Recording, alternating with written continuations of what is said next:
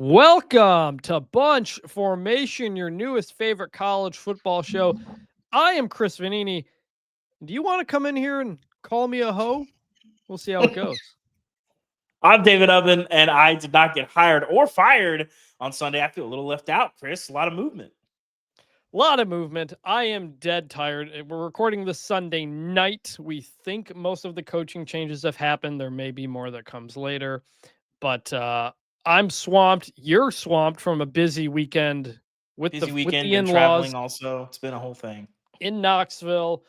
Thanks to Sam Kahn, who joined the show for the preview episode last week. A lot of people saying he's better than David and should be the full-time host. So people are saying that. I will say that despite my long career in the NBA and time on the TNT desk, Sam is a much better, a more experienced host of the show. So he might replace me. David Ubben, who was spotted on the field next to Diego Pavia after Vanderbilt's win at Tennessee, and Grok, the wonderful AI tool, determined that was actually Charles Barkley. Not only Charles Barkley, Chris, but Charles Barkley looking stern on the sidelines of Vanderbilt. So I welcome our new AI overlords to run the country. We have maybe the biggest show we've ever had. We're going to try to fit this into a tight enough episode. We have a bunch of coaching hires made on what it used to be called Black Sunday, because that's when everybody got fired. It's now, I don't know, something Black else. and It's white when everybody Sunday. gets. I didn't want to say black and white and suddenly make that feel a little bit weird, but it's suddenly the day when everybody gets hired for the most part. We'll get into all of those. Lane Kiffin, all the way down to Coastal Carolina. We're also going to look back at Rivalry Week. Ton of big games, lots of exciting football, maybe like a decent amount of exciting football, and conference championship game. That was a banger, Chris. Let's be honest. Saturday night hit. It did. By the way, since this just happened here on the show, we did get, you know how we had that review that said we interrupt each other too much? That just happened right here. And I want to shout out Mike Craven, a great reporter for Dave Campbell's Texas Football, who said he completely agreed with that comment, that we interrupt each other a lot. So we're still working. We're still working on it. We're still working on it. But we're going to go through all the football games that happened, the conference championships, the playoff implications, all that kind of stuff. If you want to move ahead, go to the show notes. I've got timestamps. It's by far the longest part of the editing process. If you want to jump ahead to different parts of the show, send all your feedback and emails to bunchformationpod@gmail.com, or also bunchformation on all the social media. We have gotten a lot of emails and comments and mailbag and stuff. We will try to get to that in this coming week's episode. There's too much to talk about right now. Now that we're done with the regular season, we're going to have some time to get into various questions and stuff like that, more reviews and whatnot. But yeah, so David, I mean, busy weekend, busy Sunday, a lot going on. Very much so. I'm excited to get into it. By the way, Chris, we had to sit and watch and hear about all these different meetings that Lane Kiffin's having with Ole Miss and LSU and Florida and all this stuff so that he could decide what he wanted to do. People were going nuts. Well, if they just used Poney, Chris, it could have simplified this whole process. Don't let that happen to you. Poney, that's Poney, is the new social scheduling app that makes getting friends and family together so much easier. They're the newest sponsor of Bunch Formation. You can set up one meeting with Ole Miss, one with Florida, one with LSU, and nobody knows about any of them unless you want them to. Yes, it only takes seconds to set up an event. You can name the time, date, and place, send it out to friends, get your private plane to come pick you up to try to make sure the fans aren't going to know where you're going to meet up. It also syncs with your calendar app and your map apps. Again, try not to let the message boards find out where that goes. Yeah. Also, not everyone has to download the app to make it work for you. That's huge. There are certain people in my life, Chris, that I'm sure in yours, if you have to ask them to do more than click a button, there's going to be a problem. With Poney, no problem. That's true. That includes me. Today was a very text-heavy day. And look, sorry, I'm just missing some text messages and some updates to the threads of what's going on. Poney also has a feature called Playdate, where invitations are sent out automatically by priority. If you got one friend who's single, who's always up for anything, he's at the top of the list. But if you have someone like David Ubben, who's always busy and has kids, and we can't figure out when to schedule the podcast, maybe he's a little bit lower on the list. Hey, listen. I can't really do stuff at night. Maybe I can play golf on a free day. Maybe like I said, I'm lower down the list. But hey, that friend that always seems to flake, he can be down there with me. Ultimately, the app is easy to use and it's very helpful. So if you want to spend less time planning and more time actually hanging out, download Poney and make getting together effortless. That's Poney, Poney, the newest sponsor of Bunch Formation. Real plans with real friends made easy. Download Poney in the App Store or at letspony.com today. We got a lot of reviews, which we're going to spread these out a bit. We'll hit one today because I want to get going to the actual news here. One from 85 Marty. Not as much viticultural discussion as I had hoped for based on the title, but knowledgeable and entertaining hosts on college football, even if they rarely bring up growing grapes. I like that play on word. We had someone who thought it was brunch formation at one point earlier. It probably will be in the off season if we're being honest. I will say I did listening to football this weekend. I heard a lot of commentators saying bunch formation, and it's reached the point now where when I hear it on TV, it makes me think, oh, that's the show. All right. Now let's get into the actual news. And there is so much of it. We start off with the media scrum. That's why I don't read the newspaper. Because it's garbage. First off, Lane Kiffin, head coach at LSU, finally. The thing we knew that was happening for weeks is official. It went well into Sunday before we got it. Marty Smith may still be hanging out there in the in the Ole Miss facility. The answer is imminent. We finally got it. Ultimately, not a surprise. Weird how it happened. David, your take on the whole thing. Chris, I'm going to need you to explain something to me like I'm 5. Can you do this? Can you do this? I understand why Ole Miss fans are mad. It's a rejection of sort of you. It makes you feel like you're not good enough for Lane Kiffin. I understand people are annoyed that the decision took a long time. I think the decision is debatable. I think there was a really good case to stay. But Lane leaves for a much, much better job in LSU, place where 3 of the last 4 coaches have won national championships.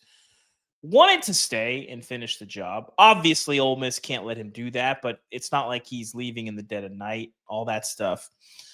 He took a lot of time to make the decision. I understand people being annoyed with that. That's fine. I don't really understand how Lane Kiffin reaches public enemy number 1 status in the sport for this. Can you explain to me why everyone is ready to tar and feather Lane? Like, I get the frustration from the Ole Miss side, but from the sports side, I get, like, it's not great, but I think some of the stuff is a little overstated. The first thing is because he is leaving a team, a top 7, top 6 team that has a chance to play for a national championship. You can tell me LSU is a better job and you have a better chance of winning a national championship there. That's fine. Not every coach has to do this. There's a lot of Lane Kiffin set this precedent. It's going to happen, blah, blah, blah. I do not think this is going to happen very often because nobody is Lane Kiffin. And I don't think most coaches in their situation would have done this because you have a team that has two coaches in this playoff that are probably going to do it. Group of 5 is totally different. It is totally I know it is different. But it's still they cannot actually win the national championship. You can do something at Ole Miss that has pretty much never been done, really, especially in this modern era. A guy who, if you stay there, Ole Miss is not winning the national championship. They're not. You don't think they have a chance? You don't think they have a chance outside of Ohio State? Maybe 3%. Who do you feel that good about? No. There's only 12 teams. One of them's a group of 5. One of them's the ACC champion. And they've beaten some of the other teams in the field. So Last year's team was better than this year's team. I thought they had a better chance to win the champion. If Ole Miss was in the bracket last year, they would have been a problem with what they were doing on the lines. That was true. This year's team did not scare me at all. However, aside from however good you think this LSU team is, the idea that you have a team that could do something it's never done before, that has a path to the national championship, and you leave them for a school that is in a worse situation is really insulting. And the way it played out for so long, it's really this whole process to go through the whole thing. I'm a changed man. I'm happy here. I found joy. Here's an ESPN documentary about how different I am. And then to do the exact same thing he has done everywhere. And that's go out in a ball of fire and upset everybody in the process, was offensive on every level. He knew he was going to LSU. He waited and waited and waited and waited and made Ole Miss make the determination of who's going to be the interim head coach and do all of that stuff so he could act like he was forced out and have his friends on College game day say, oh, they should let him coach. Why not let him coach? It's ridiculous. Like, nobody else would have handled it this way. Nobody would have. That's why people are mad at Lane Kiffin.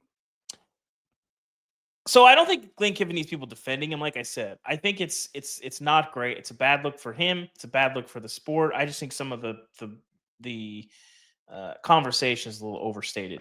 But Chris, what if you know you're going to take the job? What is the best way to handle this? Because I think ultimately he wants to take this opportunity. He got this opportunity because the team is what it is. Again, I think there's a really compelling case to stay for a lot of football reasons, not just I'm a changed man, my family, all these other reasons. But how would you have wanted him to handle this? Shortly after the Mississippi State game, tell him you're leaving. We didn't need to wait another 24, 28 hours for your decision to be made. And but it seems like the fight, Chris, the fight is because he wanted to stay and coach the team, which I don't think benefits him. I mean, sorry. No, but that it doesn't benefit Ole Miss. It doesn't benefit LSU. It only benefits him. And so that I'm saying he didn't announce it because of the leverage play. He didn't want to say, I'm going to LSU. Hey, can I coach? No, he was trying to do both at the same time. That's why it took 48 hours after the Mississippi State game for him to finally announce that he's leaving, even though we can see everything. Because every little itty bitty piece of leverage he's trying to have and try to do what he can to make sure he's the victim in all this thing. It's not, oh, it's the calendar's fault. Oh, they won't let me coach. Stop it. Nobody feels bad for you. Almost no other coaches in this situation are making this move. That's enough about complaining about Lane Kiffin. As for the hire itself, I think it's a great hire for LSU. Yeah. I think it's everything you could pretty much want. He's the best coach who's reasonably available, and LSU was the best job that was open. And Lane Kiffin, more than maybe any other coach in this new era of college football, has learned how to adapt and take advantage of that. Ole Miss gave him a lot of money to build that roster, and he did a lot of good things with it. He turned Jackson Dart into a first-round pick. He's turning Trinidad Chambliss into a really good player. He fixed Walter Nolan. He's done a very good job, and he knows how to navigate that world. And he's going to, at LSU, have by far probably the most talented rosters he's ever had. And so the expectation will be to win a national championship because it's LSU. This is a Lane Kiffin, by the way, who's never won a conference championship in the Power Four. He's only once won a division championship, and they didn't even play for the conference because USC had sanctions against them. So, like, at Ole Miss, Lane absolutely maximized what was possible there. And so now you go to LSU, and if you maximize what's possible at LSU, you're winning a national championship. So for all the Lane-ness of it all, and even if it ends in another dumpster fire at LSU whenever he leaves there, I do think there's a really good chance he has a lot of success there. Yeah, I think that's true. I think all of us in the business, Chris, have become gun shy on some of these hires that look like every reason they should make sense. You know, for a while there, obviously, there was Jim Harbaugh. Scott Frost is a great example at Nebraska. Tom Herman at Texas is a really good example of just like universally praised hires. I mean, obviously, Jimbo at Texas A&M, Brian Kelly at LSU, Lincoln Riley at USC. Of these hires that make a ton of sense on paper and just don't work out. If Lane doesn't work out, Chris, what's the path for this to go sideways in your mind? That you still can't get over the hump against the best teams. He is 3-10, I believe, against top 5 teams. And the entire job at LSU is to beat top 5 teams. Now, he's never pretty much ever had the more talented team in those top 5 matchups. It's kind of like the James Franklin thing. It's like, he just keeps losing to teams that are better than him. So that would be the thing. Can Lane win those big games? He got that win against Georgia last year. The win against Oklahoma this year, it's pretty good, but Oklahoma's kind of a weird team. He doesn't have that many signature wins. And at LSU, you have to have signature wins. And I think that would be my concern. But like, even, the other hires we talk about, Scott Frost, Tom Herman, all these other, Brian Kelly, Lincoln Riley, all these hires that people graded as an A, there was always going to be a bit of a shift. Someone going into a new environment. Going from Ole Miss to LSU is not that much of a new environment. Yeah. It's a very similar environment, just with kind of more pressure on it. You Oklahoma to California, Notre Dame to LSU are different places for sure. Yeah. Yeah. So can we talk about the calendar briefly, Chris? I mean, because I don't think there's anything to say, but yeah, go ahead. This isn't a cover for Lane. This isn't a absolve Lane. But to me, this seems like a problem that is not going away. It's not going to be every year necessarily, but there are going to be coaches, that are facing these similar decisions. And the calendar does not allow for these decisions to be made in a way where anybody wins. I think it's bad for everybody. It's bad for the new team. It's bad for the old team. It's bad for the coach. And there's no real way to solve it. What do you think can be done to fix it, Chris? Is there to me, it seems like give up rivalry week on Thanksgiving. I don't particularly care about the timing. That's not gonna move the season early. That has nothing to do with this. That's the only way to fix it, Chris. No, because this is about because this one is about the playoff and a coach who's in the playoff. The regular season schedule does not matter at this point. The problem is if you move it earlier, then you don't have to deal with the academic calendar. No, what you actually want is what the coaches will never agree to, which is no more early enrollees. We're going to either move spring practice back, or we're going to put the transfer portal after spring practice. We're going to move signing day to February, and we're going to fully get through your season before we do coaching changes. That is ultimately what I think people really want. But the coaches don't want to do that. We have the problems we have right now are problems that the coaches themselves created. Players used to not enroll until the summer. February used to be the signing period, but they wanted to get players in earlier. They wanted to keep moving everything up. They wanted to have their team in place for spring practice. Suddenly, everything moved up until the very back end of the regular season. And then as soon as we expanded the playoff, boom, there's a crossover and there's a lot of problems here. So the real answer is to completely change how we do the spring. But the coaches aren't going to want to do that. They're going to want to sit there and complain about the calendar and the difficult situations. Jon Sumrall and Eric Morris and Alex Golesh, they are in difficult situations because they are making life-changing job changes to make a lot more money, to move up to a place they've never been before, and are really elevating themselves. Lane Kiffin is not doing that. That is the reason there is no sympathy for Lane Kiffin with this move. Everybody would kill to be in the position he is right now, likely hosting a first-round playoff game with a team that could win the national championship. And he's leaving that with no guarantee he's ever actually going to get back there because the previous coach didn't either. And I think that is why I feel that is a lot different than the group of 5 coaches. But calendar-wise, I have some sympathy, but on the whole, this idea, it's like, oh, it's the NCAA's fault. It's this, it's that. No, this is the world the coaches wanted to create. Totally agree. They have to deal with it. We need to move on. But in the portal era, isn't the value of early enrollees undercut a lot? I mean, no, because with the way that now that players can transfer out, it's harder and harder to redshirt guys. And so you want to give them playing time. And so you want them to go through spring so they have a chance to succeed as freshmen. And again, it's a difficult situation we are in, yes. But ultimately, that is how we got here. Let's go to Ole Miss here. Yeah. They promote Pete Golding, full-time head coach, not just the interim. He has been the defense coordinator there. He's been up and down. He's a very Southeast guy. He's from Louisiana, went to school at Delta State, Mississippi, been around the state, worked at Alabama for a bit with Nick Saban.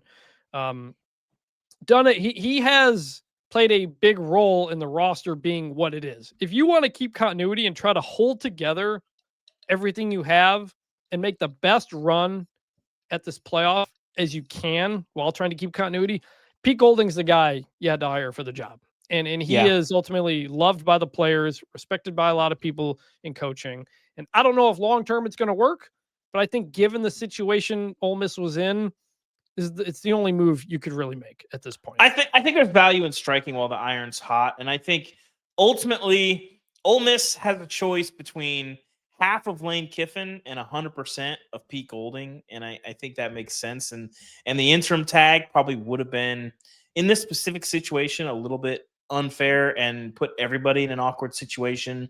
And like when you have players making portal decisions, if they win a playoff game, which will be at home, they'll probably be favored.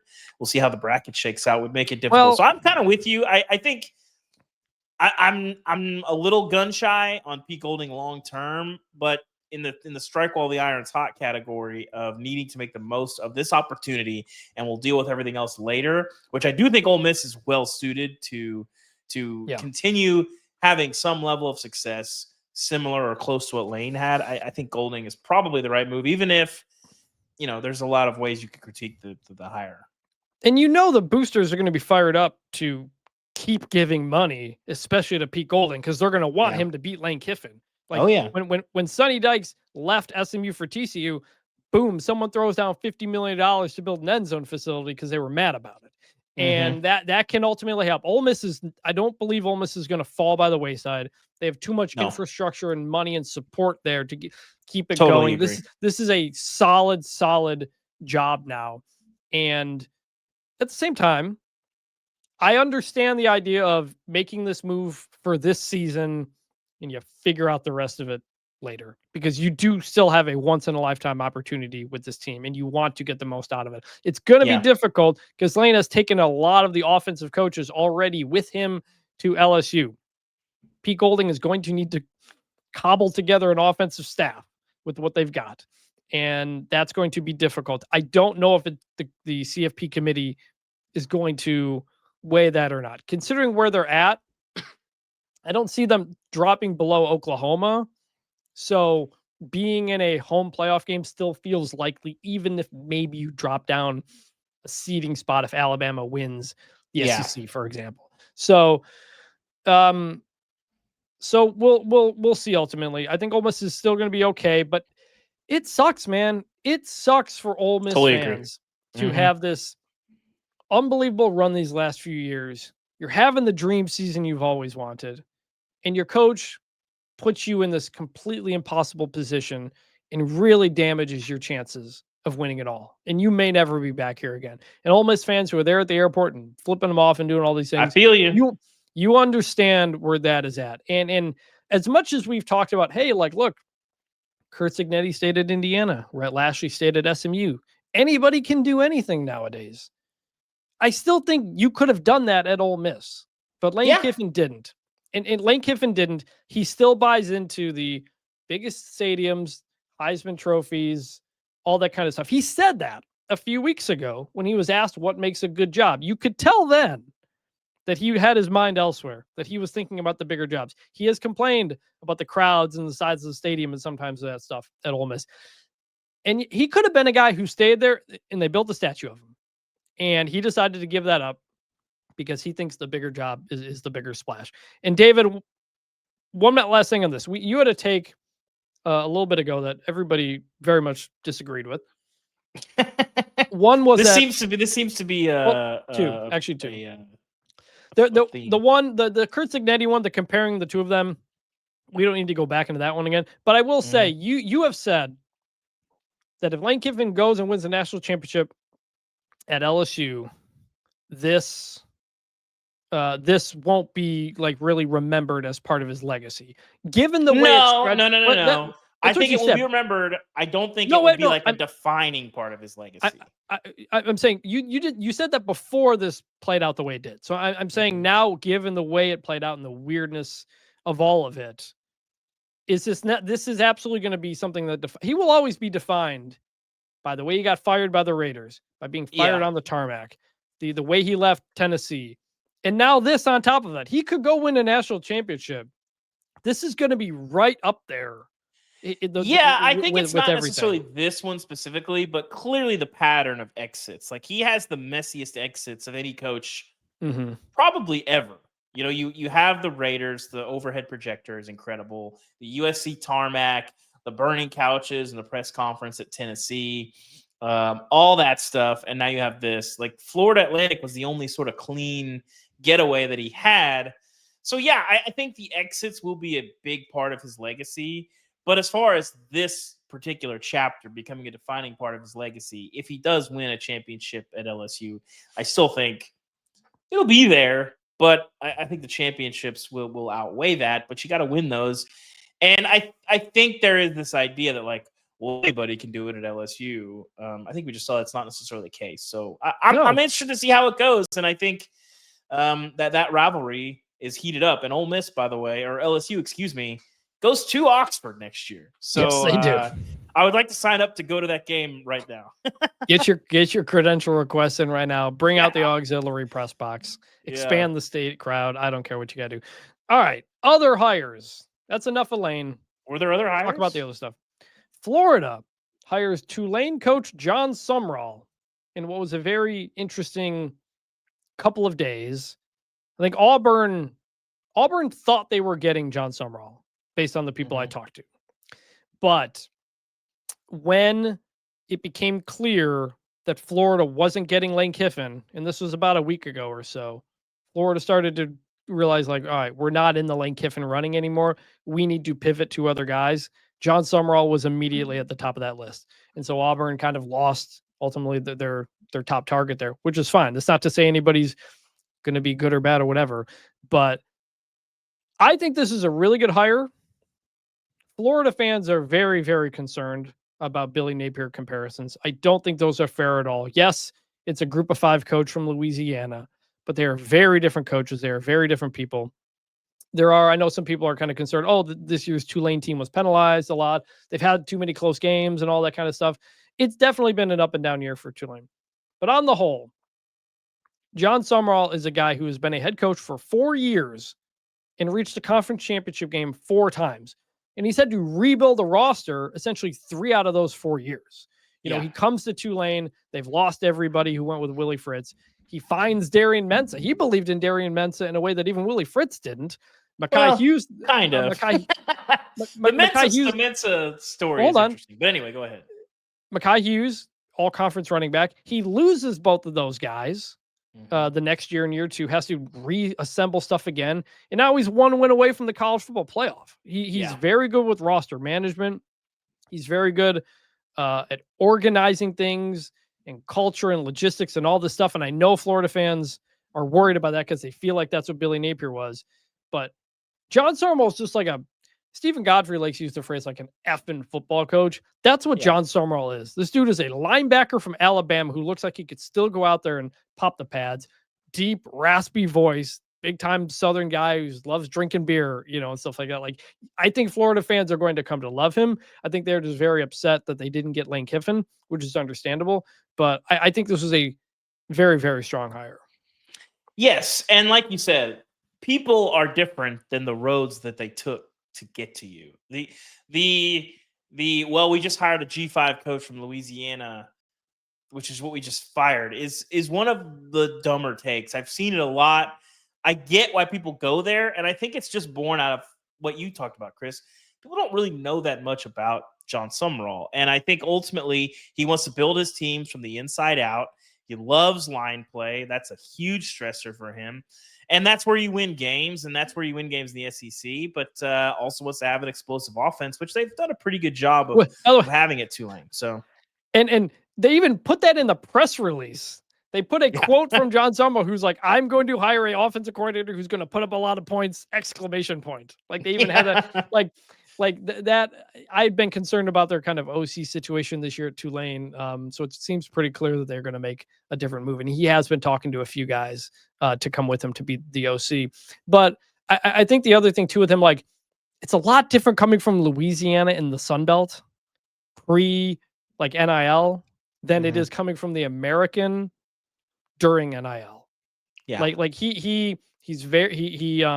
Yes, Tulane is one of the most resourced teams in the American, and Troy was in the Sun Belt, but he's done what you need to do with those resources, which is be one of the best teams in the league. He is used to losing big time players and having to find a fix for it. It's totally different situation than when Billy Napier was at a Sun Belt school with not much money and all that stuff. Sumrall went from the Sun Belt Championship to Tulane. Like that is a clear step up as well. So, again, we never know if any hire is going to work. But I went and spent a couple days with Jon Sumrall at Tulane a month or so ago, and I texted you guys in the group chat at the time. I was like, "Oh, I instantly know why this guy is successful. I think he will continue to be successful. Like you can see it in the way he runs a program. I very much got Dan Lanning vibes from him. I went and sat in a Dan Lanning linebackers meeting in 2017 when he was at Memphis, and I was just like, man, who is this guy? He's kind of weird. I thought of Dan Lanning. And then you see him move throughout his career, and you're like, oh, I can totally see how that happened. I can very much see that with Jon Sumrall. He's a guy who's very much grown as a head coach. When he started off, he was calling the defense. He wasn't even involved in the offense. He's very much a step back and understands the organizational part of it now. He's not out there just cussing up a storm, yelling paint off the walls, even though his voice gets raspy and he sounds like it. But he's very blunt. He's very honest. I think his press conferences are going to be a lot of fun.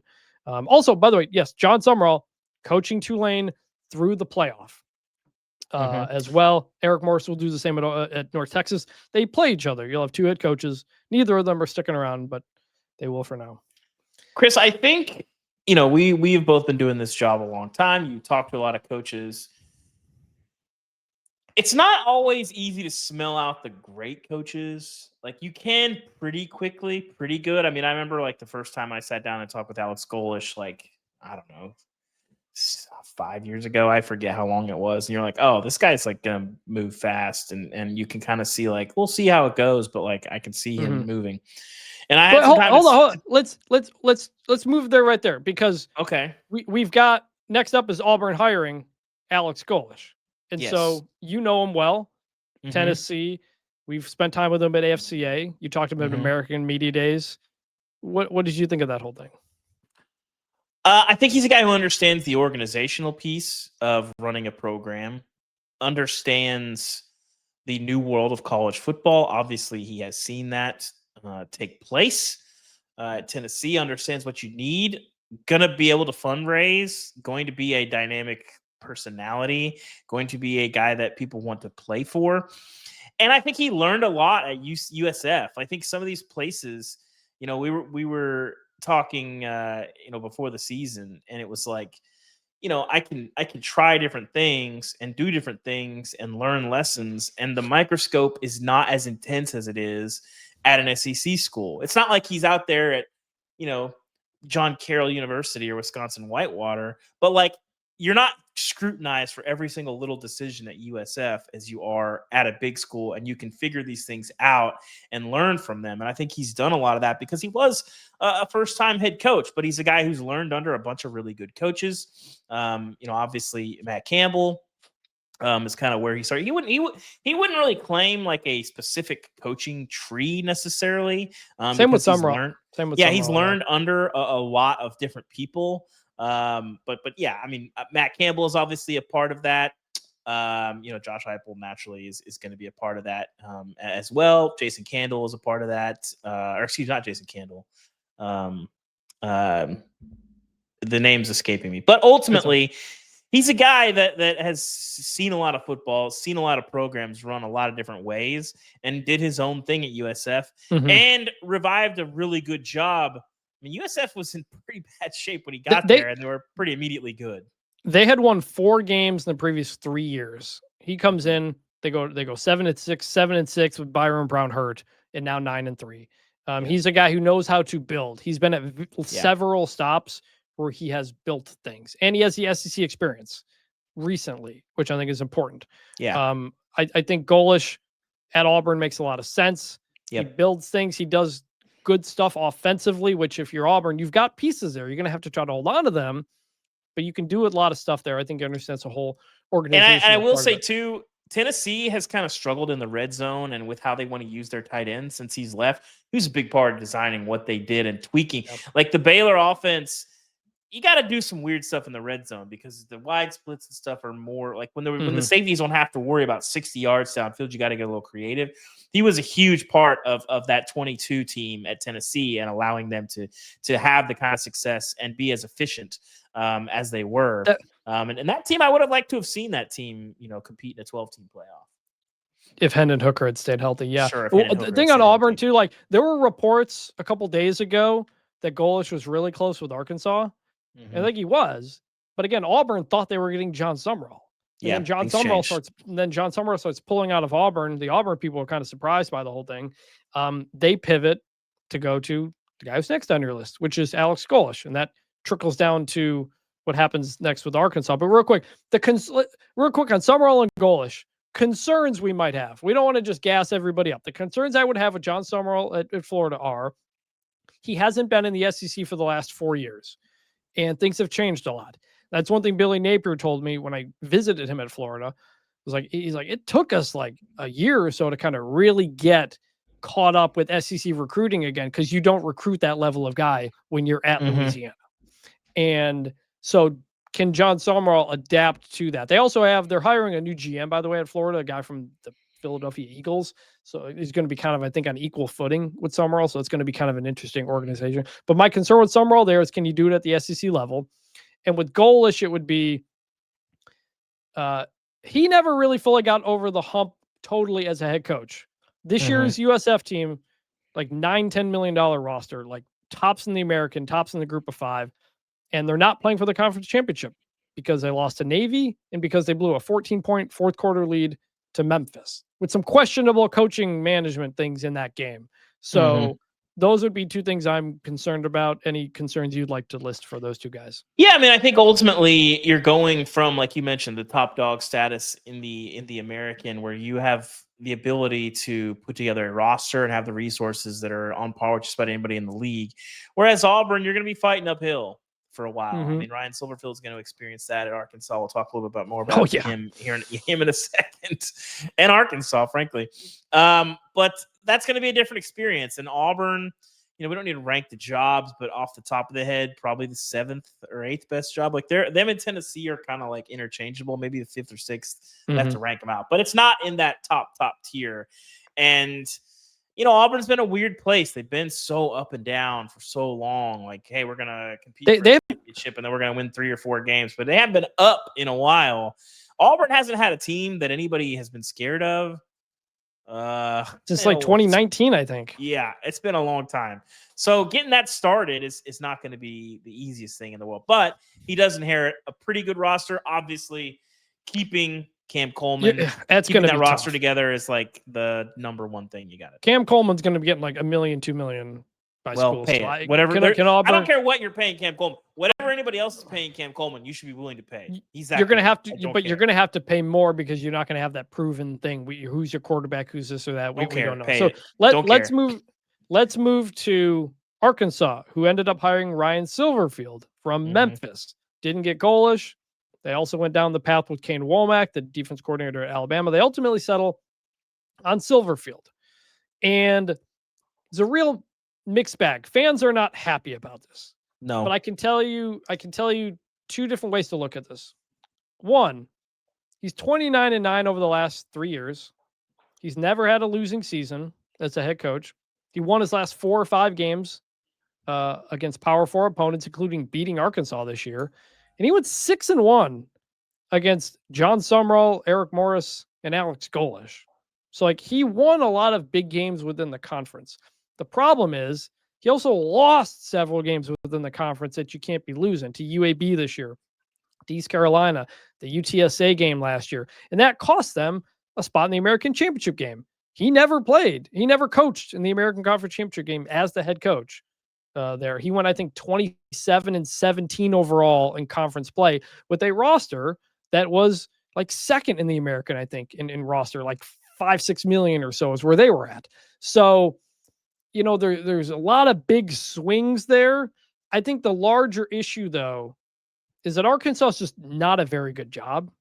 And David, you are the native Arkansan who has kind of been saying this for a while. And I think the frustration Arkansas fans are having right now is not necessarily just about Silverfield, because you've committed a lot of money to John Calipari in the basketball team. You've committed a lot of money to baseball, which is really good. There's just not as much there for football, and that may not matter who the head coach is. So 2 things on this. One, I don't know how the Silverfield thing is going to work. We'll see. I think it can go well. One of the criticisms I've seen is like, oh, like Memphis coaches have had a not great track record. That's like two guys. That's Justin Fuente, who didn't have a great run at Virginia Tech, and then Mike Norvell, who's been kind of all over the map at Florida State. Should be noted, did go 13-0 in 2023. So take that for what it's worth. Arkansas. Hold on. I got to bring out the heat check for this one because you've got something you want to bring back up here. I do. Analytics. Throw him in the garbage.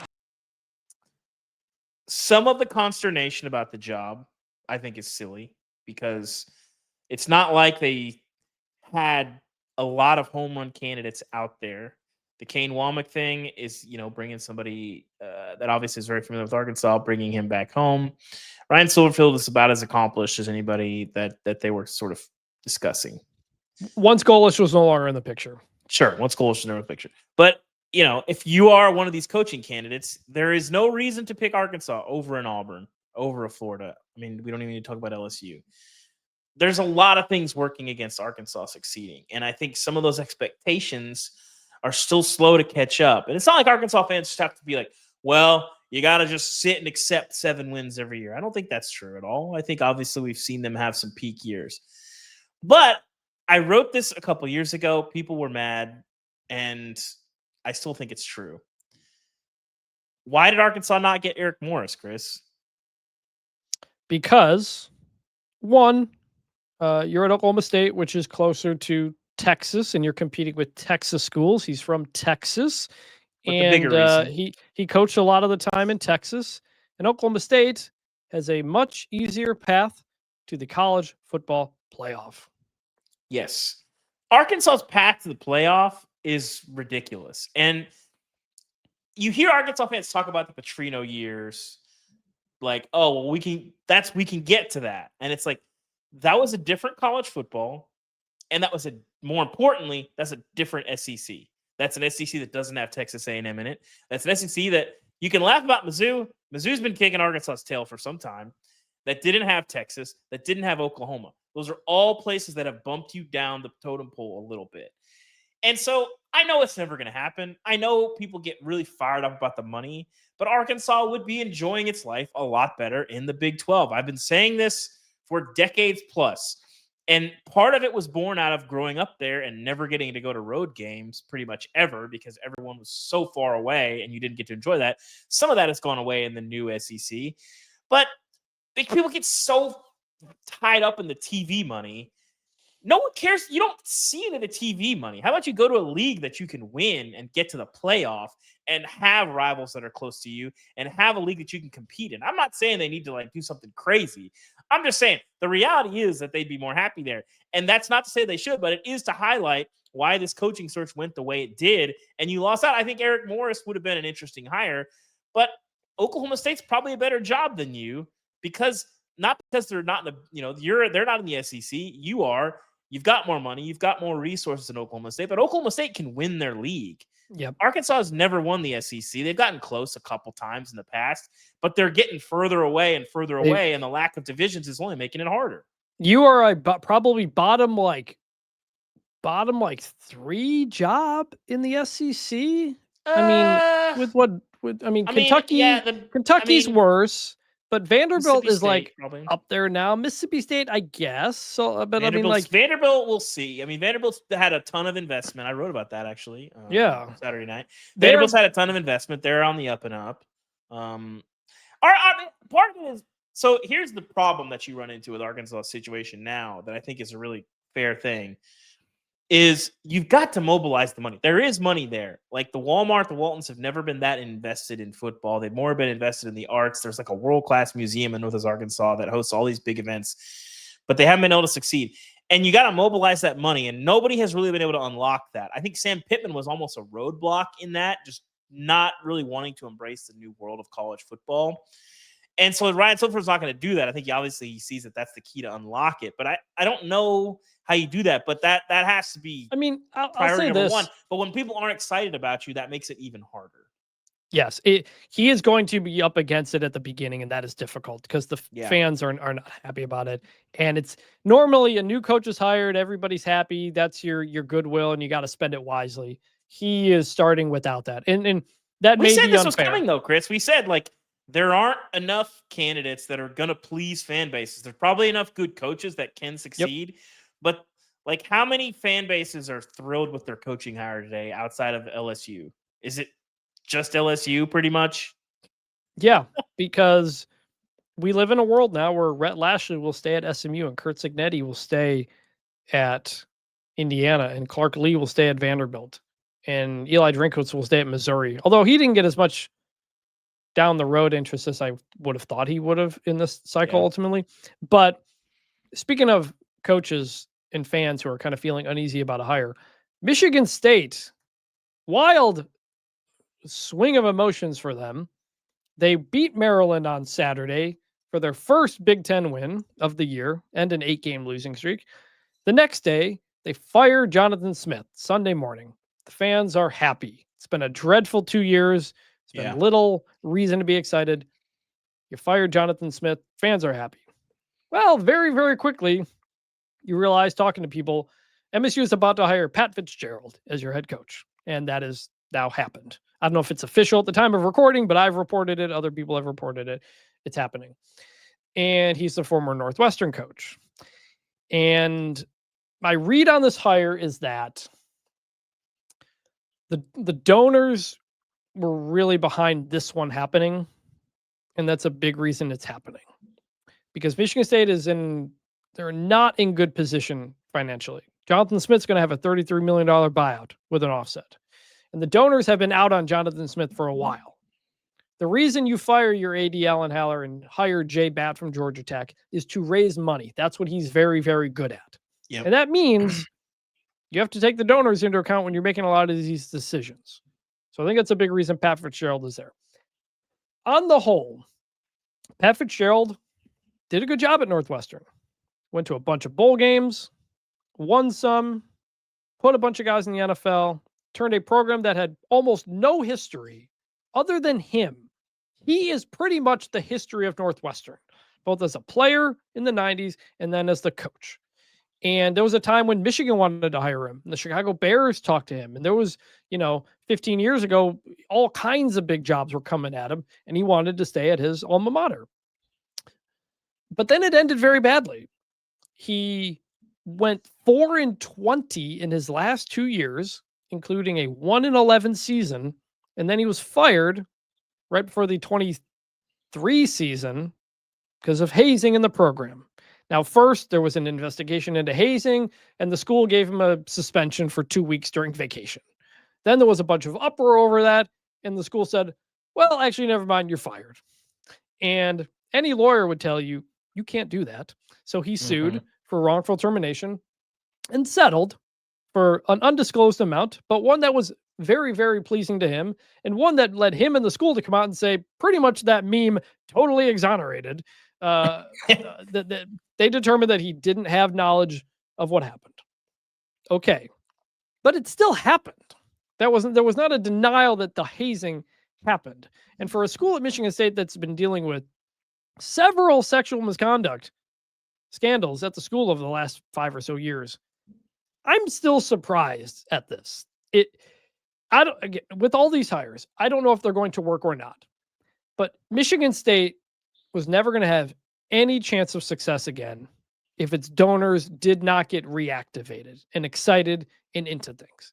And apparently Pat Fitzgerald is one of the things that will do that. So if Pat Fitzgerald, why are they so excited about Pat Fitzgerald? I just told you because he's still synonymous with Big Ten football, Midwest success, and all this kind of stuff. And he will say, and he has said this, and he talked to pretty much every opening there was, and he said, look, I was at Northwestern. We were very, very limited in what we can do in the NIL space. I've been away from the game for 3 years. I've been studying it. I've been talking to people. I've got a plan in this new world of college football to come. And if you give me the money to do it, I'm going to build you a winning football team. So that's the pitch. I'm not poo-pooing it. I could see it working really well, and obviously at a place that has the ability to succeed a lot more. But the infatuation did sort of puzzle me, I suppose. So I mean, like some people are just happy because it felt hopeless with Jonathan Smith, and it's something different. So we'll see on that front. But I don't view it as a high upside hire. Like I don't think, oh, Michigan State's Pat Fitzgerald's going to get Michigan State into Big Ten title contention. That's not what I really see happening. But they don't even want that right now. I think what they want is what Brett Bielema is doing at Illinois right now, which is like win 8-9 games, and figure it out from there. And so ultimately, if Fitzgerald can do that, which I think he could, then it works. But it's not going to work unless there is a financial commitment with the team. And we'll see if that happens. One other, we'll get into candidates for Tulane, Memphis, USF, these other places, North Texas, on the Thursday episode. There's too much to get to now, but we'll get into the G5s, and they may even be filled by then, and we'll talk about them then. Last one here. Coastal Carolina fired Tim Beck after 3 seasons. Went 6-6 this year, 3 straight bowl games, but 2 6-6 seasons. They lost their final 3 games, all in blowout fashion, destroyed by James Madison. This is a job that a few years ago was not a good job. Like when Jamie Chadwell was winning there, he was like the lowest paid coach in the country. That has changed. Tim Beck was actually the second highest paid coach in the Sun Belt. They just opened an indoor facility this year. So they think they should be better than 6-6. They think they should be competing for Sun Belt championships. We will see. David, any thoughts? It was a weird hire at the time. I was familiar with Tim Beck. Had watched a lot of Tim Beck football. Not always that impressed, and it didn't work. It's one of those that we got it right. Like when they hired him, I was kind of like, really? I'd see. Like I think he did better than I expected, though. Like 3 bowl games in 3 years is like it's okay. That's probably fair, but he inherited a pretty good situation. I mean, I'd be hard pressed to know exactly how much of the roster he had to replace, when Chadwell left. But Chadwell's got a pretty high bar, man. They were killing it there. So, yeah. So we'll see on Coastal Carolina. So that is all the coaching news. We will have more of this as it develops. Always updating stories on theathletic.com. Check that out. I'll probably have another coaching update thing this week. But there were a lot of hires. I think we touched on everything and all the aspects of it fairly, and pros and cons, and you never know the coaching hire. You never know who's going to be the right guy. Dan Lanning got a bunch of B's when he got hired. Nobody thought much of Kurt Cignetti when he got hired. Brian Kelly got all A's when LSU hired him. Who thought Marcus Freeman getting promoted for Brian Kelly? The last coach who left for LSU, by the way, was replaced by his defensive coordinator, and now Marcus started Freeman 0-3. Started 0-3, and now Marcus Freeman, went to a national championship last year. So sometimes those work, sometimes they don't. We never really know, but we try to evaluate as we see it based on what a team needs. And it's harder than ever with the financial situation and the roster money and how big of a role that plays. And I'm sorry I don't want Lane Kiffin tarred and feathered at the city square. Maybe that's just me. Anyway. All right. And with that, let us finally get into the games. Kids are playing their tail off, and the coaches are screwing it up. That actually reminds me. We've said on this podcast, the biggest comeback in college football history, John L. Smith, 2006, Michigan State, came back from down 35 points. You know who the other coach was on that sideline? No. The biggest comeback I remember is Mike Leach in the bowl game, but no, I don't remember. It was Pat Fitzgerald in Northwestern. Well, it was his first. I believe that was Fitzgerald's first year. So I don't know how it's gonna go. I'm looking a little side eye, but like if he's killing it in 2 years, I honestly won't be shocked, truly. But and look, it could have been worse. It could have been worse. Arkansas. Smile. There's always that. All right, we're gonna go conference by conference here because we're gonna take it into the conference championships. Texas 27, Texas A&M 17. I was there. Friend of the show, Sam Kahn, was there. Interesting game. Arch Manning, really good second half. Texas A&M looked like a team that hadn't played great competition since Notre Dame. That was my concern coming in. Like they played everybody in the bottom of the SEC, and I come out of this game thinking, one, Texas A&M got a lot of concerns about you going into the playoff right now. Marcel Reed was not very good. Yeah. And 2, Texas is not going to make the college football playoff, but they have a really good case too. Yeah, I think that's true. It's interesting, like the bubble mid-season was looking not great. This is a much, much better bubble than last year. There's going to be some really sad 10-2 teams. Last year it was pretty much just Miami. All the 9-3 SEC teams and Illinois last year is kind of like, I don't really care. Texas will be 9-3, but they got 3 top 15 wins. You're going to have a bunch of 10-2 teams sitting there, probably BYU. Like there's basically 6 teams for 2 spots. I'm with you. I don't think Texas is getting in. I'm not going to pity them. Like they played a lot of average football this year, and they were really bad away from Austin. But 3 top 15 wins is 3 top 15 wins. They probably have the best collection of wins of anybody in the country. You beat Texas A&M by 2 scores. You beat Oklahoma by several scores in a neutral site. 17, I think. Yeah. And you beat Vanderbilt. I wrote the column Friday night saying Texas has a really good shot or a really good case. That changed when everything went chalk on Saturday. But people were really mad about my column and saying, no, Texas, they lost to Florida. Yeah, I know they lost to Florida. And yeah, I know Steve Sarkisian makes the Northern Illinois comparison, and it's actually not a good comparison because Notre Dame didn't lose any other games. Yeah. But where they do have a good point, where is that Texas did go play Ohio State closer than anybody by far in the first week of the season on the road.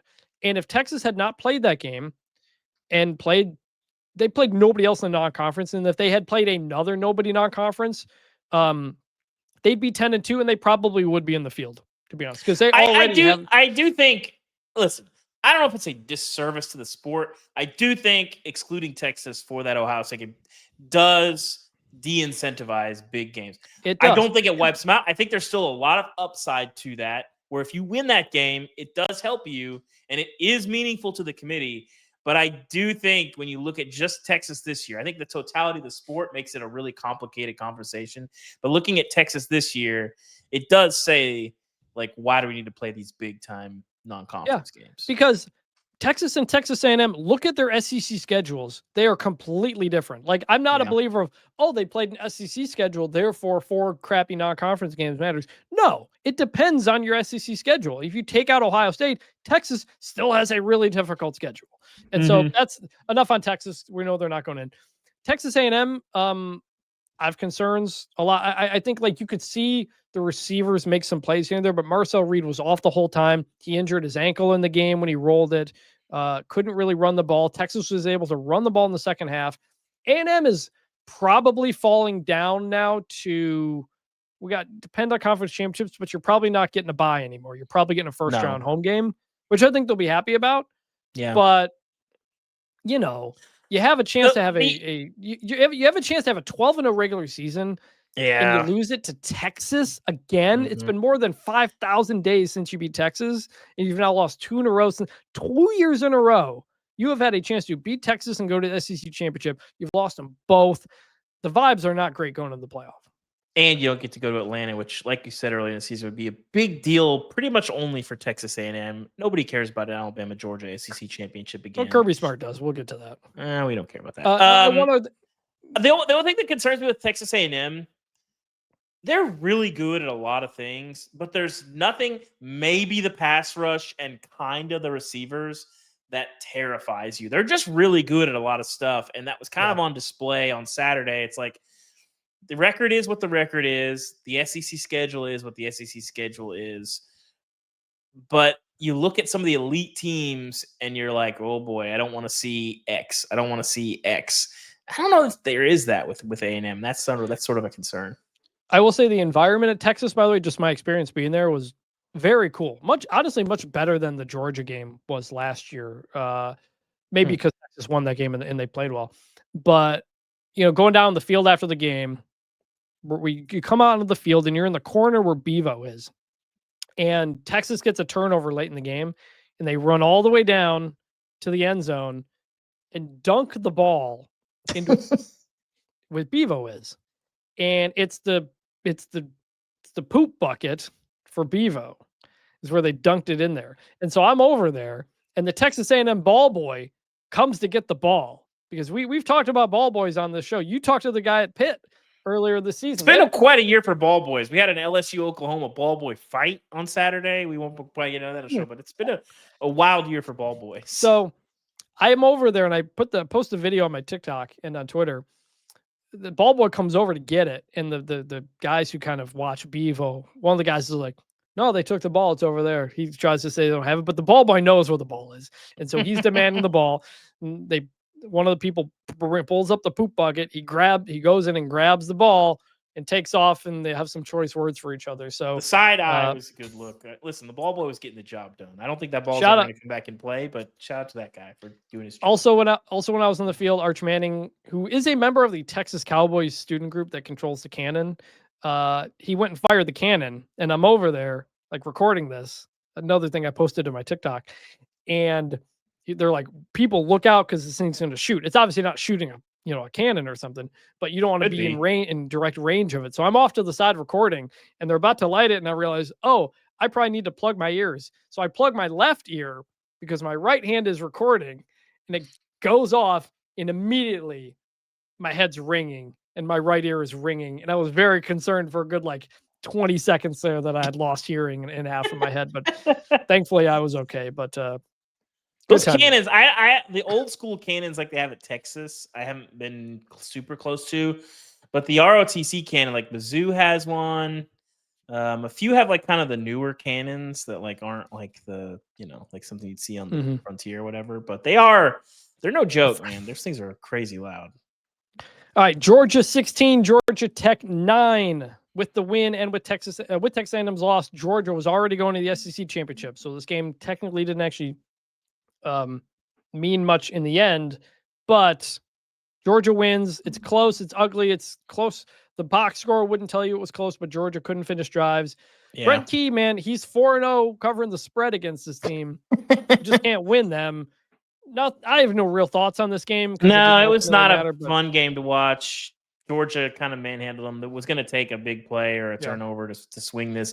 Close game, but Georgia was in control the whole way. Georgia's a good team, not a team you want to see in the playoff. Flawed team, but the roster is what the roster is.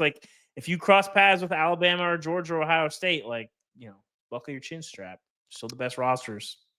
Speaking of them, Alabama 27, Auburn 20. This game was 17-0 at one point, and you kind of thought Alabama was going to run away with it, but credit to Auburn for fighting back. They tie the game up. They're driving late, get deep into Alabama territory, and Cam Coleman fumbles with under a minute to go. Alabama recovers to win. At the moment he cut back instead of going out of bounds, I was like, I was out of bounds. And then boom, fumble. Very tough finish for Auburn there. The games in Jordan Hare, man, are just always weird and close, but Alabama gets a big one, going to the SEC championship to play Georgia. People say that, and then it was 17-0, and I was literally talking to people. I was like, sometimes it's just simple. It's Alabama's good, and Auburn kind of stinks. But then it got weird. What did you think of Kalen DeBoer's decision? There's 4 minutes left. I think it was 4th and 2 on the 4. Instead of kicking it to go up 3, going and gets it. Ty Simpson laser shot through the middle. I think Horton caught it. What did you make of that decision?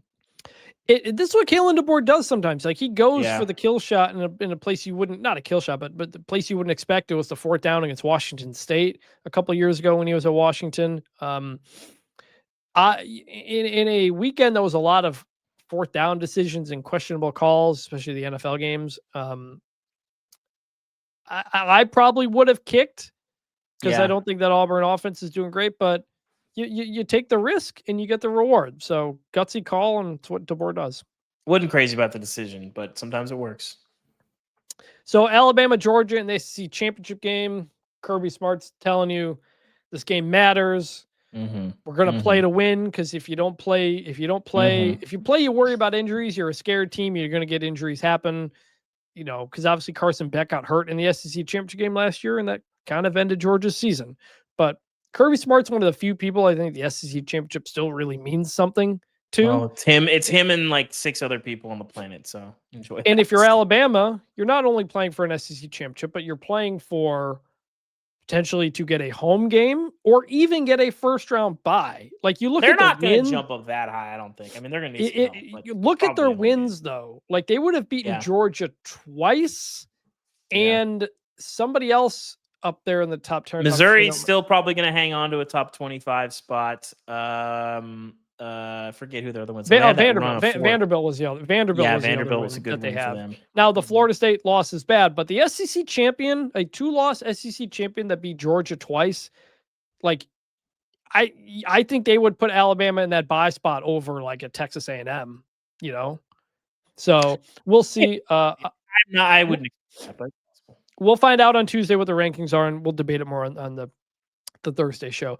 Oklahoma 17, LSU 13. Ugh. Oh boy, this was rough for a while. A late wide open touchdown pass from Mateer to Satanga ultimately wins them the game. John Mateer threw, I think, 3 interceptions. I don't necessarily love Oklahoma's playoff hopes here, but they are going to be in. They are 10-2.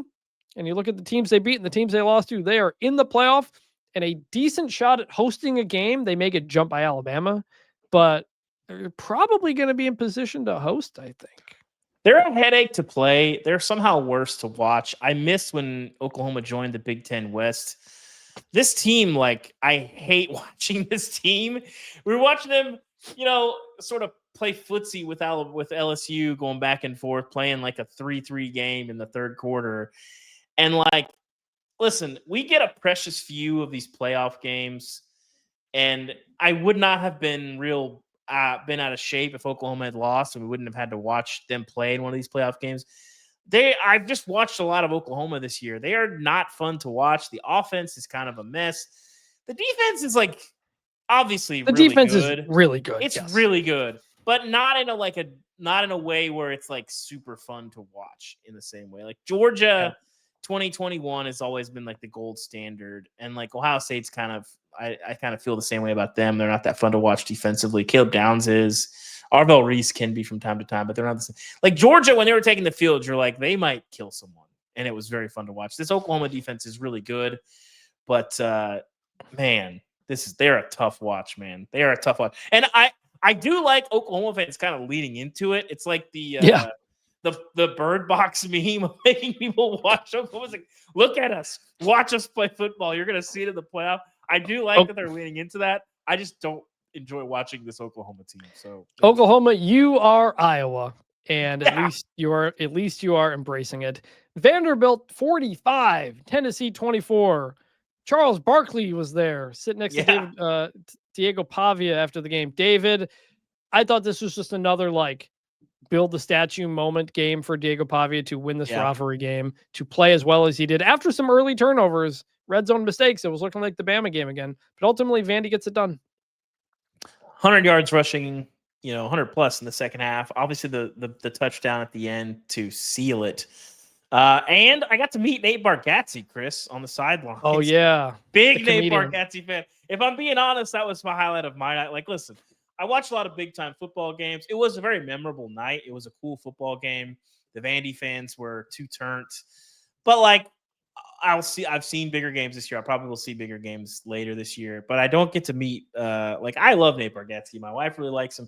Talked to him like for a few minutes. I just wanted to, hey, tell me about Vandy, all that stuff. Like I quoted him in the story that I wrote about this sort of big moment for Vandy.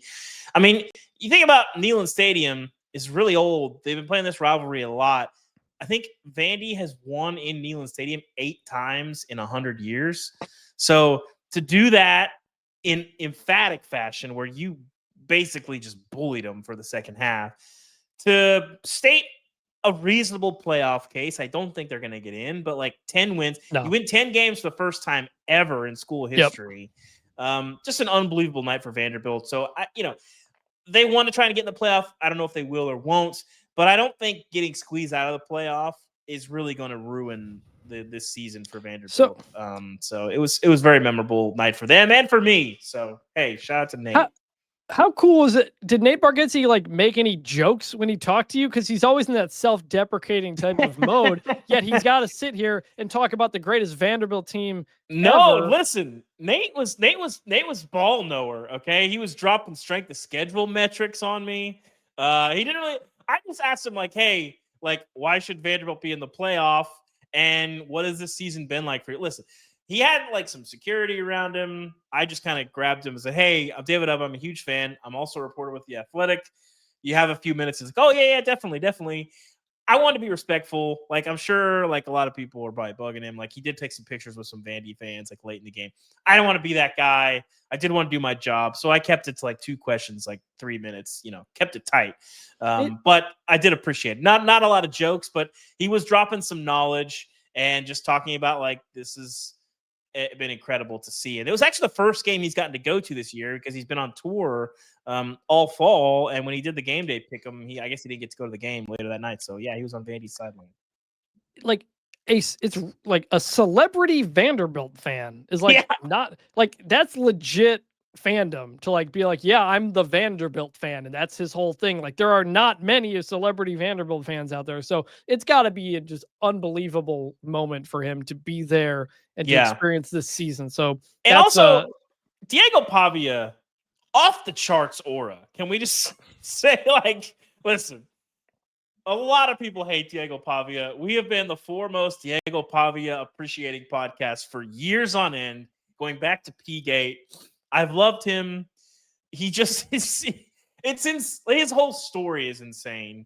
And watching him sort of climb to the point where, Vandy might not get in the playoff, Chris. I think Pavia is probably going to be on my Heisman ballot. I think so too. The biggest reason to get Vanderbilt to a season they've never had before. Like, if you're ranking the reasons why they're there, and you look at the numbers, which are pretty strong too, it's Pavia by about a country mile. And then, like, the defense was pretty good, but the defense has kind of been up and down this year. So I think Pavia is probably going to be on my ballot. Where? We'll see. There's still some football left to be played, but what a night for him. They snuck cigars into the stadium, and it was a pretty significant cloud of smoke in the visitors' locker room. Just a huge night for Vanderbilt. Cool story. Great team. Very intrigued to see what the future looks like there. So, and like, I love this Vanderbilt team. Love Diego Pavia. Vanderbilt fans, people got mad at me for saying Texas should obviously be ahead of Vanderbilt because it obviously should be. Texas has 3 better wins than Vanderbilt's best win, and one of those was Vanderbilt. They beat Vanderbilt. Yes. In a game that wasn't even close until the final minutes. That whatever. A lot of people, but Florida. I know, but it's not just but Florida. They played each other. I think everybody can agree they're on the same level. It's the same thing with Miami, Notre Dame. What the committee did last week, keeping Vanderbilt ahead and Michigan in between, was incredibly sneaky thing that nobody was talking about because it was all Notre Dame, Miami. But we'll see what the committee does this week. Either way, I agree. Both these teams probably not getting in, but still ultimately, I think, interesting, awesome season for Vanderbilt. Real quick here. Louisville 41, Kentucky 0. This was wild. I did not watch this game, but I was watching the score and I was like, what happened? Did Kentucky forget to plug their controller in? What was going on? So with the chance to get to a bowl game, Kentucky got destroyed by Vanderbilt and Louisville in its last 2 games. The last the last 2 Louisville versus Kentucky games, 82-14 Louisville has won by. And as of recording, Mark Stoops not fired. He said he was asked if he would step away after the game and like laughed and said no chance because if he's fired, he has a $36 million buyout, all of which is due within 60 days. This was the most prohibitive buyout in college football. It wasn't Penn State or LSU. It was this one because it's all of it and it's due right away. And by the time you're listening, maybe they have made a coaching change. I don't know, but as of recording, not yet. It's not good. You lost Vince Marrow last year to Louisville. Your big recruiting guy. Tough. I like Cutter Boley, and I liked what this team was doing in the middle of the season. But man, what a brutal finish. And I was talking to our colleague Joe Rexford about it in the press box. They've lost some pieces, but I couldn't really explain to you exactly why Kentucky has fallen off. But seeing, because I don't think it's just like, oh, the quarterback play hasn't been great. but seeing how quickly and how sharply they fell off. Like Kentucky was a team that you needed to respect them for the majority of Kentucky's tenure. And then this year, I mean, they're hard to watch. Yeah. So, all right, moving to the lovely ACC. Virginia beat Virginia Tech 20. Virginia beat Virginia Tech 27-7 to get into the ACC championship. SMU, same position. You win and you're in. They lost to Cal 38-35.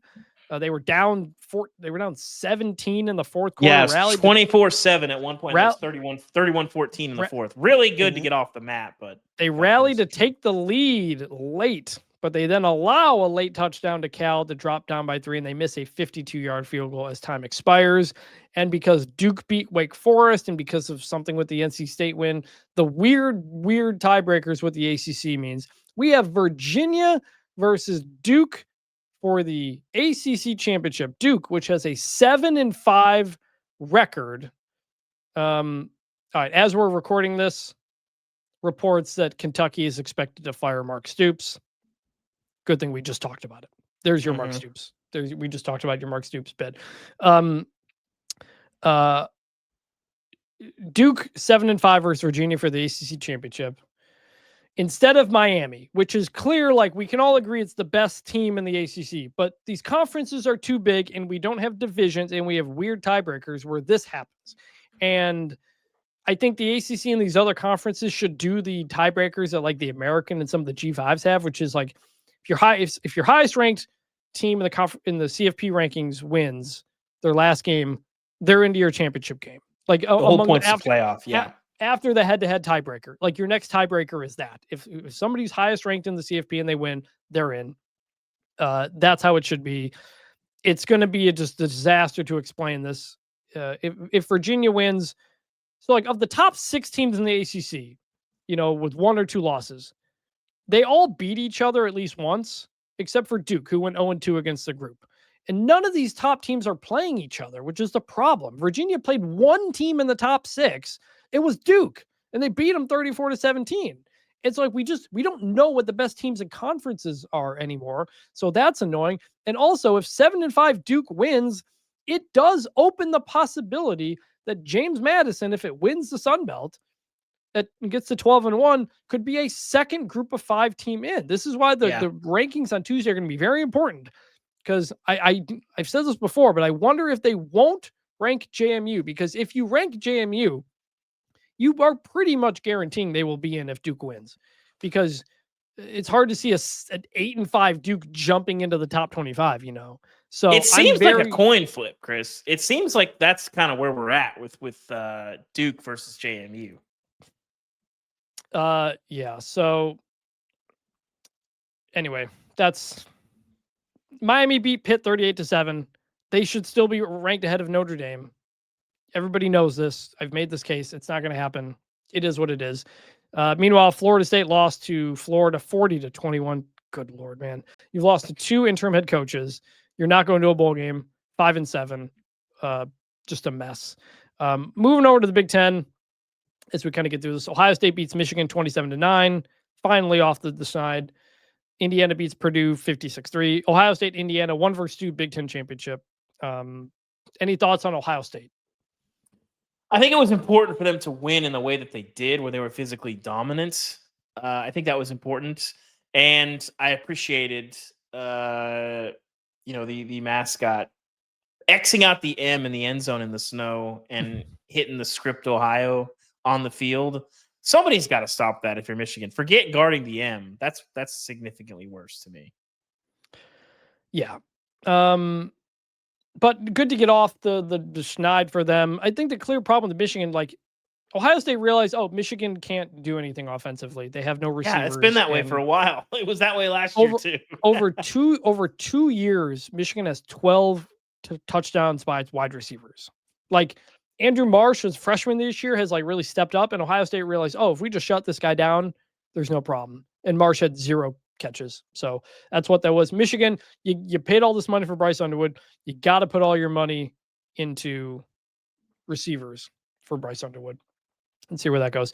Elsewhere, Oregon beat Washington 26-14. A game that like Washington never really it was like close, but Washington never really felt like they were going to win. It felt a lot like the Oregon USC game the week prior. But Oregon is 11-1. They will make the playoff. They will host a game. Good for them. And by not playing in the Big Ten Championship, you have an extra week to rest and try to get some of these injured guys back, because that has been a problem with them. Iowa beats Nebraska 40-16. That one surprised me. I did not see that. This game is always close. I was surprised by that. This game is always close. Like Sam and I went through the numbers. Like every year, it's decided by like 3 points in a walk-off field goal. Yeah, but Nebraska's beat up. They've been trending in the wrong direction. It's going not great for Matt Rule. Right no, they have Matt Rule is 2-10 in November at Nebraska, and Nebraska has not won more than 7 games in a season since 2016. Obviously, they can still win a bowl game and get that, but yeah, that is rough. Any other Big Ten thoughts? No. Congrats on Oklahoma becoming a new member. But I mean, I think with Nebraska, it's hard to really contextualize this season because it was disappointing in some ways, but also like better than it has been. So I think ultimately I would call it a disappointment because the roster was better than this, I think. Mm-hmm. And you still haven't really had that win that makes you feel like, okay, like Nebraska has kind of turned the corner a little bit, but yeah, to end your the November season, thing is concerning. To end your regular season with blowout losses to Penn State and Iowa is not great. And I know Dylan Riley didn't play in the games, but now there's like kind of rumblings that he may not be back. May not have him. Is Shocker. In the Big 12, what else happened? It would be Texas Tech versus BYU in the Big 12 championship. Good for Brennan, man. Like to go 9-3 this year. What a season! Like you know, and they had 2 close losses to I think BYU. They went to overtime, and I think Houston was a pretty close game too. Like they were not far off from this being a really, really great season, and it helped to obviously avoid. I think they avoided Texas Tech, but they're back on track. Noah Fifita had a good second half of the season, so no hot seat there. Big for them. Any other Big 12 thoughts? We have Texas Tech BYU. We'll talk about that leading into the championship game and the scenarios. We'll see how the game is. I think it'll be interesting to see. I think it's going to be tough for BYU to get there with a loss, but I'm excited. The Big 12 game is going to be interesting. All right, that's it for the Big 12. Now we'll go to American Corner presented by Soar the Eagle. Sorry, the Mark Stoops of it all has me having to try to do some real-time reporting while we're currently recording the podcast. American Corner, North Texas beat Temple, blowout, Tulane shutout. Charlotte will have North Texas at Tulane for the American Championship. Winner goes to the playoff. Winner keeps their coach for another day, as both Eric Morris and Jon Sumrall have taken other jobs, but they will see it out.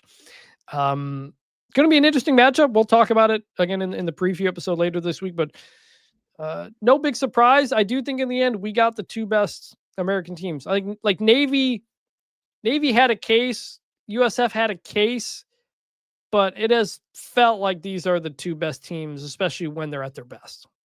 Maybe. I probably would have taken USF over North Texas, but you got to win your way in, and they didn't do it. So that's true. I did watch USF destroy North Texas in person. That was not great. Just don't turn. Advice to North Texas: do not turn the ball over 6 times against Tulane.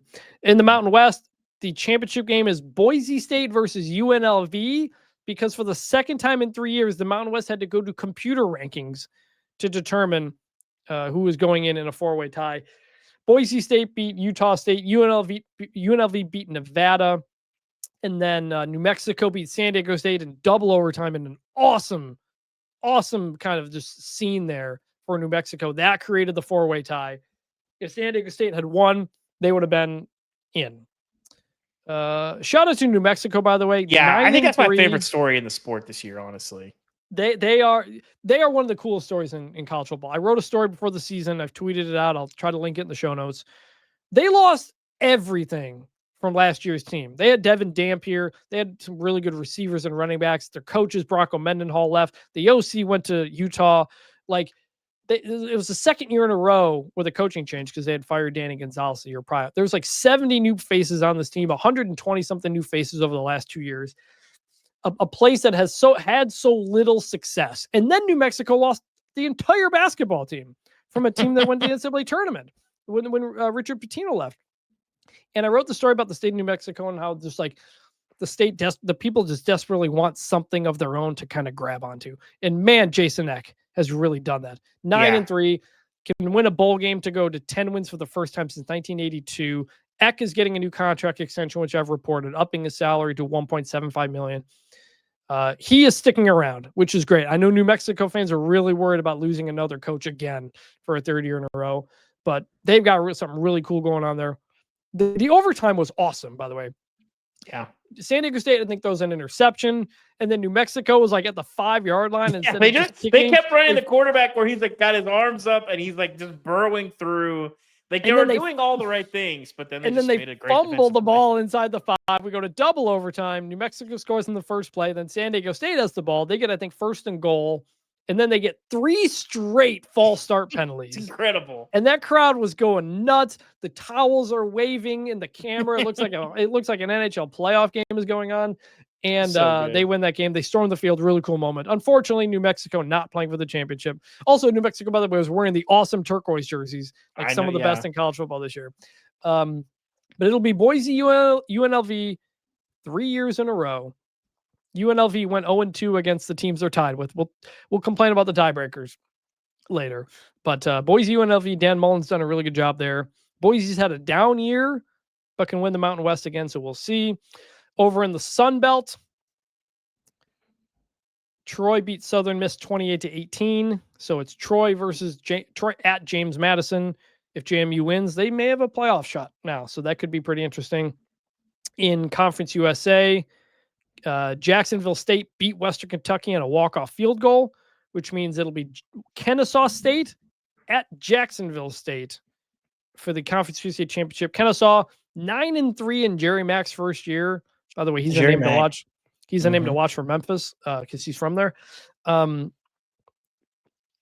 So 2 newish programs who just came up from FCS not long ago, doing pretty well. By the way, Delaware and Missouri State both going to bowl games. They are in the 2nd year of their transition to FBS, where they're technically not eligible for a bowl game unless there aren't enough bowl eligible teams. Turned out there were 80 teams. They needed 2 more, and right there were Delaware and Missouri State. So that's really cool. Kind of a cool finish for Conference USA for all that to happen.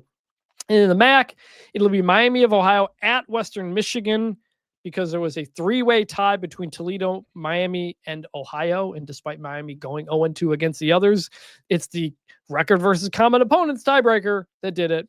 That sends Miami. We need a common sense tiebreaker for some of these, man. Western Michigan has looked like the best team in the MAC for a while. I think they'll be the favorite. We'll talk more about that game, obviously, for the preview episode. Now let's move to the helmet stickers, where we highlight a player who maybe didn't get enough attention, but certainly deserved to get some.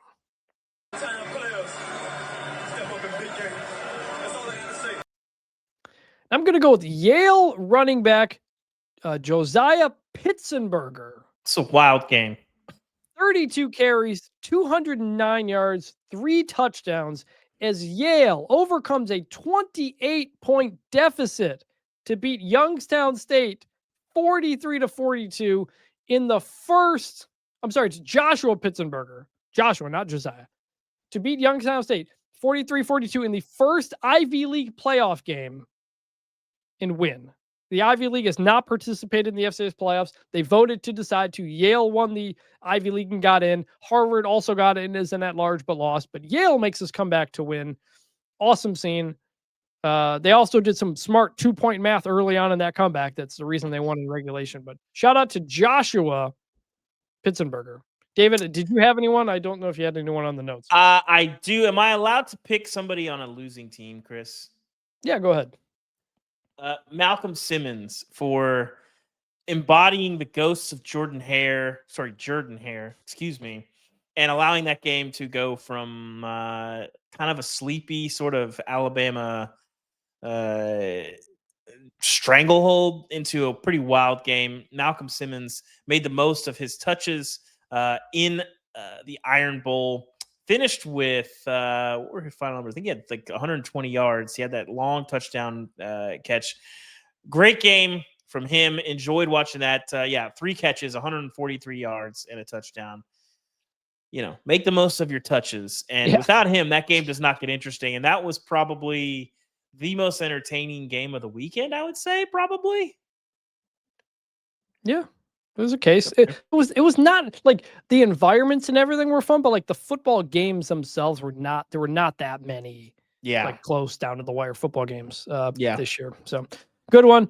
All right, and now we're gonna end the show the way we always do, and that is by remembering some guys. It's better than this. Guys being dudes.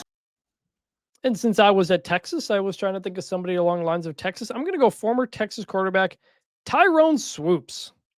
Our guy, 18-wheeler. 18-wheeler, scored the overtime touchdown to beat Notre Dame when Texas was back, according to Joe Tessitore. Part of that, obviously, not a really up and down kind of period for Texas football, but that guy was gigantic. He was someone who, like, in the annals of Texas football is not like, one of the greats, but it's like, oh man, remember that guy? And we met him. Yeah, we got to tell the story of us running into Tyrone Swoops. we go to the coaches convention and we're talking to some agents and they're like, hey, we got a thing over here. You want to just come over and meet some of our guys? And we go, yeah, sure, we'd love to. So we're over there, and in walks Tyrone Swoops, who was trying to get into coaching and knew some people. One of the guys at the agency used to work at Texas, so he was there to meet some people, and we talked to him for a little bit. And super nice guy. Yeah, really nice guy. Hopefully things work out for him in the coaching. I think he got I believe he got a coaching. Yeah, he's the tight ends coach at Lindale High School in Lindale, Texas. 18-wheeler, baby. Enjoy that. Yeah, great player. I was in the end zone for that Tyrone Swoops touchdown against Notre Dame, probably his finest moment at Texas. I didn't know that. Yeah, I was in there. I filmed it. I posted it. So maybe we should link the tweet in our Remember Some Guys, because I will never forget that. And hey, Texas is back, folks. So shout out to Joe Tess. But yeah, that was probably that Notre Dame Texas game. Both those teams were not very good, so it didn't age well, but that's probably one of the 5 best football games I have ever seen in person, I would say. Go back and look at that game. It's like a blocked extra point that gets returned and impacts the game. Like, go back and watch that Notre Dame Texas game. It was insane. And then that was also the debut of the Baylor offense at Texas. Shane Buechele was like setting people on fire. That was like a wild night. Anyway,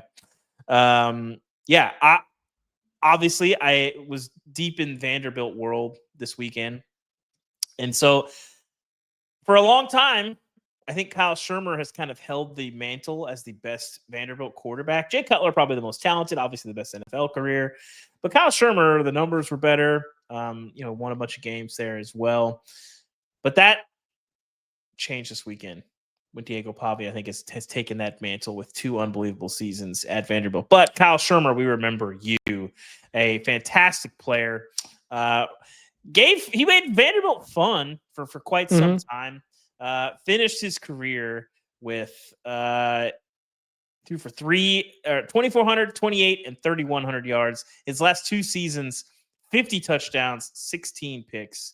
That's pretty good for the last 2 seasons at Vanderbilt. Great player. Great player. The numbers are obviously better than Jay Cutler's at Vanderbilt, but I feel like Jay Cutler is still like the one you think of. I think Diego Pavia has since passed that. Yeah, I think Diego is probably the GOAT at this point. But those numbers for Shurmur are better than I would have thought. So no, I mean, you watched him. I was kind of surprised. Like, the arm strength was never quite there, but I was a little surprised. Like, the processing and accuracy always seemed to be there. It was like a big Chad Pennington vibes, where it's like, you watch him, you're like, I don't love the tools, but like, you seem to know how to play football. I was a little surprised he didn't get more of a sniff of the NFL. So, yeah. So, David, do you want to do the live show during the playoff rankings on Tuesday? I don't even know what my schedule looks like for the week, but maybe TBD. It's gonna be a crazy week. I'll be at the ACC championship this weekend. You're gonna be Big 12?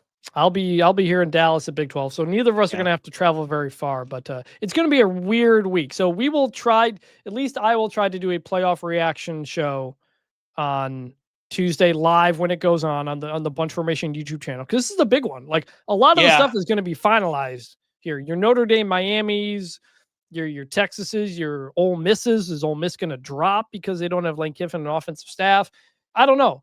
A lot of that for the teams. A lot of the try. I bubbles think be you'll be on there. I'm going to do my best to be on there. I probably can. So. All right, so keep an eye out for that on the YouTube channel. This has been a long episode, but we had a lot to talk about. Yeah, there was a lot happened. We'll talk more about Kentucky firing Mark Stoops on the next episode, as well as the Group of 5 jobs and what is there. But there was just so much to recap. So hopefully we did a good job of it. Appreciate everybody who's reached out about the podcast this year. It's been a lot of fun. We're going to keep doing this. A lot of seasons still to go. Looking forward to it, but the regular season is done. I enjoyed that regular season. Like it went so fast. I cannot believe the regular season is over, and the season is over for half the country. And I feel good about the trade that the sport has made. I was okay with it last year, and I feel even better about it this year. Ohio State, Michigan this year, the Big Ten title game. These big time regular season games, they're not as important. But there's so many other games that are really important. I'm okay with that trade. This is the trade that the sport has made. And you looked at Rivalry Week, SMU-Cal was a lot on the line in that game. The Iron Bowl, a lot on the line in that game. There's not nearly as much in the 14 playoff era, certainly not in the BCS era. And so while these games do lose a little bit of, the biggest games do lose a little bit of meaning, I am okay with that trade because we get so many more games that have such an acute impact on the title picture. I like it. It's more meaningful football in November and December. This is kind of what I thought the 12-team playoff was going to look like. We're getting it. We're living it out. Yeah. I've enjoyed it. I'm kind of sad. Like this is our last big giant recap episode in terms of the Sunday show, the Monday show. But we can pivot to recapping Married at First Sight if you want, Chris. We could do a segment. I don't think so. So, all right. So we'll be back live Tuesday night to talk about playoff rankings. We'll be back Thursday for the conference championship preview episode, as well as answering your questions. Bunchformationpod@gmail.com. We'll read reviews. We'll get into a lot more. So thank you for listening. For David Ubben, I'm Chris Vannini. Thank you for listening to Bunch Formation, and we will talk to you on Tuesday. And bring back the turnover chain this side.